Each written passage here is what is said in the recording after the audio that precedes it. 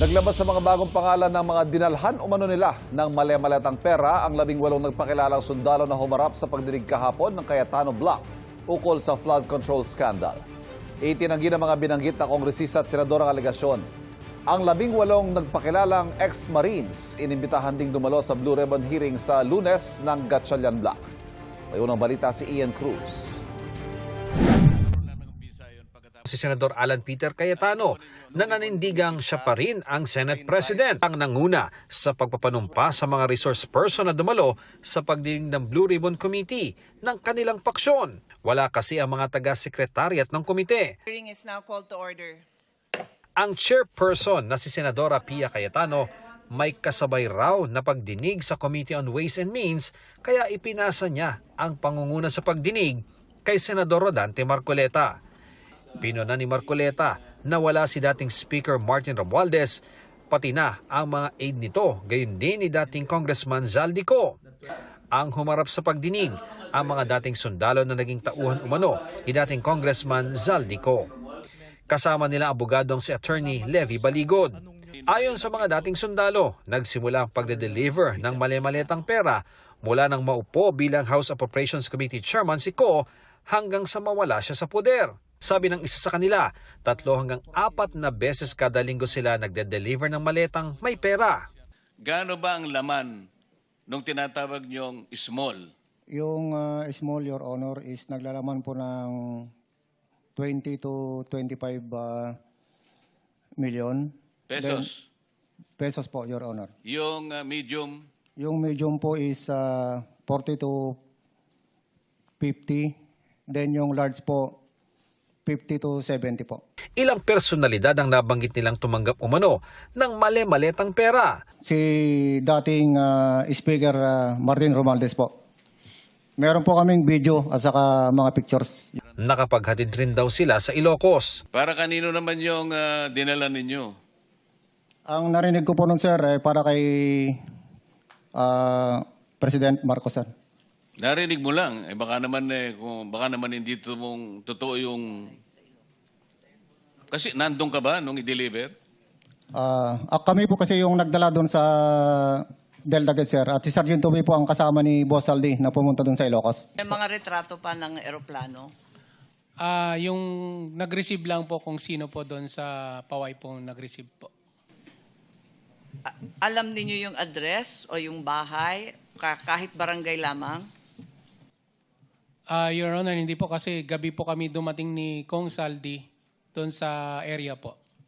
Ayon kay Belnard Tube, tabing ilog ang pinuntahan nilang bahay pero hindi niya tsak kung lawa ito o dagat. Doon ma'am sa letter U na bahay ma'am kasi nakikita ko po yung mga picture nung ni dating president po na si Marcos din po. May picture din po sila ng family din po. Then yung room po may yung telepono po kasi may mga pangalan po ng mga anak niya at saka ni... So nakapasok pala kayo? Yes po. Tinanong pa ni Senadora Amy Marcos kung may nakita ba silang opisyal sa Ilocos. Si Kong Sandro, then na next po si President, din si First Lady po yung dumating nag-dinner po sila ni Kong Saldi. May dala kayong mga maleta. Iniwanan ninyo doon? Yes po yun. Kanino po? Nag-receive po ma'am si Kong Sandro na po eh. Binasa ni Cayetano na nakasaad sa affidavit ng mga dating sundalo na kasama sa nahatira ng maleta si Senador Tito Soto noong panahon ng kampanya noong 2024. Nagulat ako dito po sa letter E42, nakalagay dito, nag-deliver kay Senator Tito Soto. In-advise na kami ng team leader namin na mag-proceed na sa building ni Tito Soto sa Baclaran. So, after lunch, nandun na po kami. Inungkat din ni Cayetano kung bakit nakasama sa listahan si Senador Erwin Tulfo. Nakapag-deliver po ako doon kay Senator Erwin Tulfo ng 2 beses.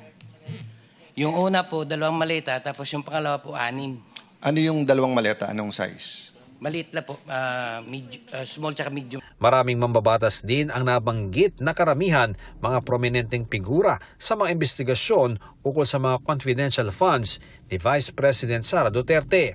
Kabilang na si Bicol Saro Representative Terry Ridon. Si Terry Ridon, sir. Nakita ko, sir, yung sasakyan niya, BMW yun, sir. Terry Ridon yung congressman ngayon. Yes, sir.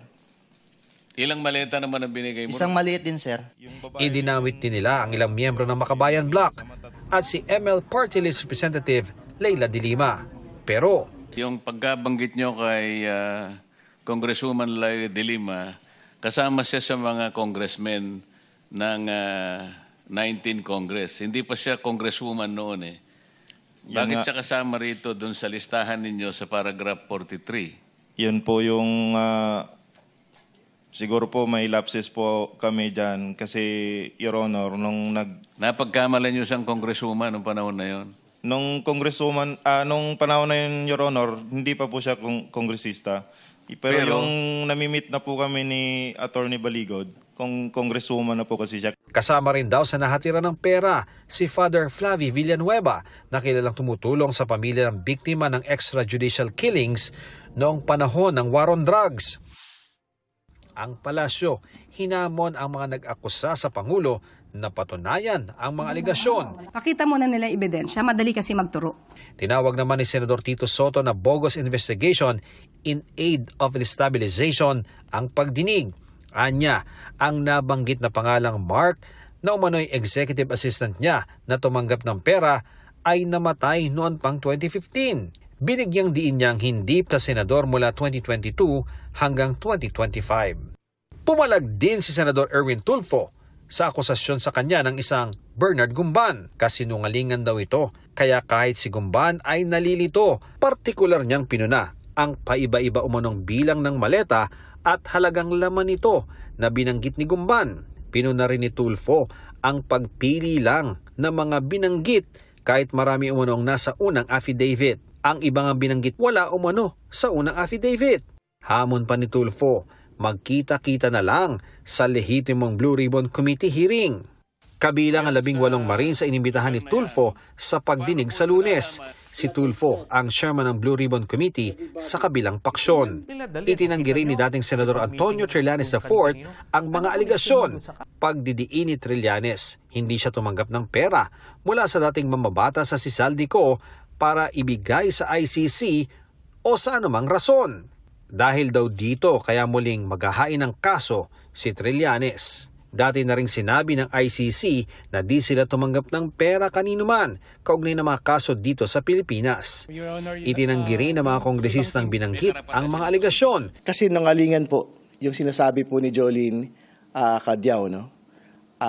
Kahit anong panahon, sa kahit anumang lugar, wala pong dineliver sa akin na kahit ano pong maleta.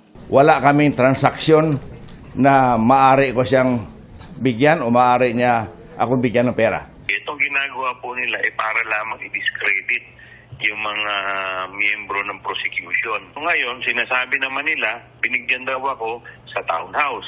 So dito kitang-kita na yung pagsisinungaling nila.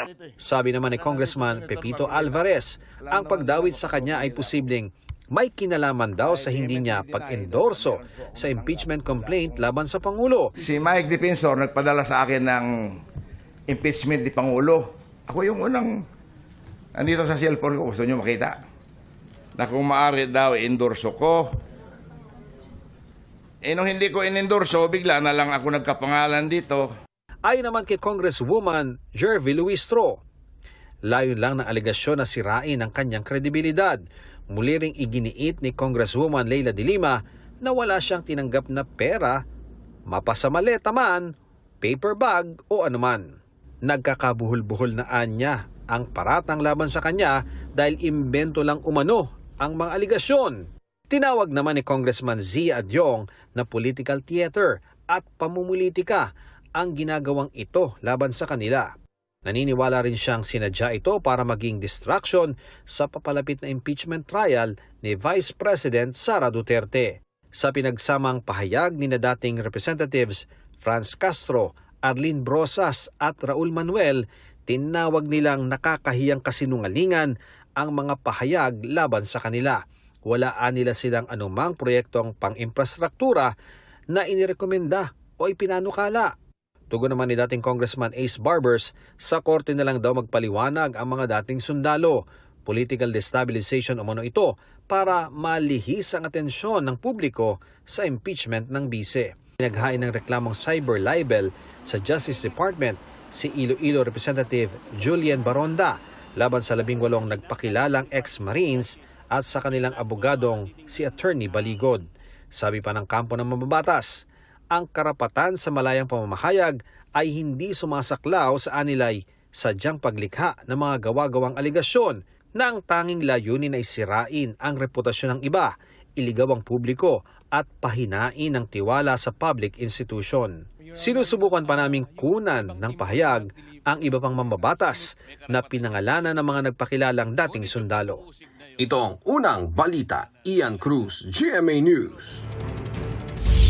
Dinipensahan naman si Father Flavie Villanueva na organisasyong kanyang kasama sa pagtulong sa mga pamilya ng mga biktima ng extrajudicial killings.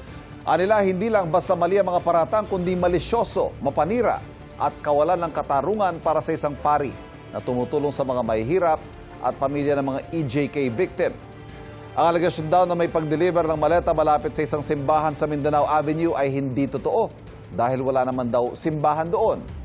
May sinimulan na raw silang legal na hakbang para panagutin ang anilay mga piniling magsinungaling.